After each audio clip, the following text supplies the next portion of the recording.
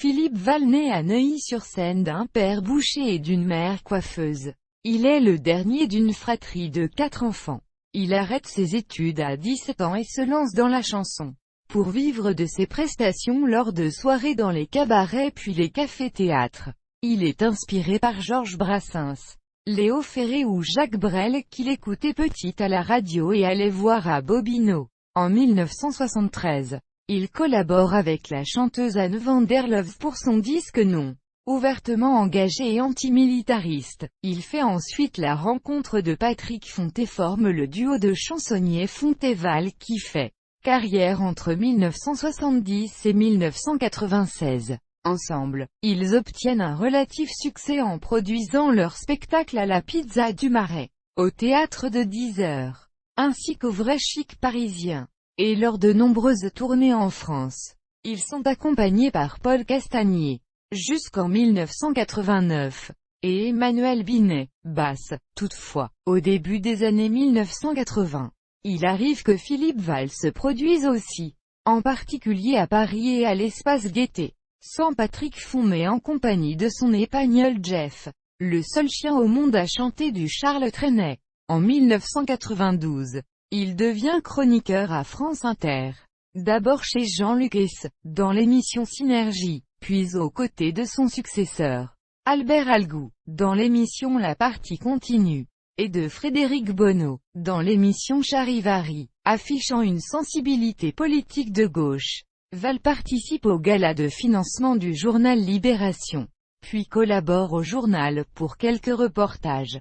C'est ainsi qu'il rencontre Cabu. En 1992, il refonde avec lui, après la brève aventure de la Grosse Bertha, le nouveau Charlie Hebdo, héritier du mythique journal des années 1970, et en devient le rédacteur en chef avant d'y exercer, à la mort de GB, en avril 2004, les fonctions de directeur de la rédaction et de directeur de la publication. Il y publie chaque semaine un éditorial dans lequel il pousse des coups de gueule. En octobre 1995, Philippe Val se fait casser la mâchoire et plusieurs dents par 2 militants anti-IVG qui l'attendaient devant la maison de la radio, au sortir de l'émission de Christophe de Chavannes intitulée « Trop de débauche ou trop de morale ». En 1996, l'inculpation de Patrick Font, poursuivi devant le tribunal correctionnel d'Annecy pour attouchement sexuel sur 12 élèves de l'école du spectacle qu'il dirigeait, et contre lequel une peine de 8 ans de prison sera requise en 1998. Agissement dont il affirme n'avoir pas eu connaissance, ce qui sera confirmé par l'intéressé lui-même, puis par la justice, amène Val à rompre tout lien avec son ami de 25 ans et à mettre ainsi fin aux activités du duo. Les deux hommes resteront brouillés. Il est régulièrement invité dans Le Premier Pouvoir, émission de critique des médias sur France Culture. Philippe Val continue parallèlement son activité de musicien.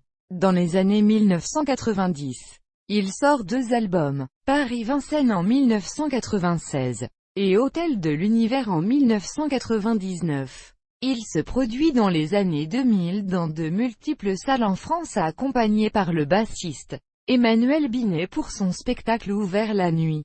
En 2000, il sort un album intitulé Philippe Val. En 2006 à 2007, il participe tous les vendredis à l'émission hebdomadaire de José Arthur et David Glaser Inoxydable, sur France Inter.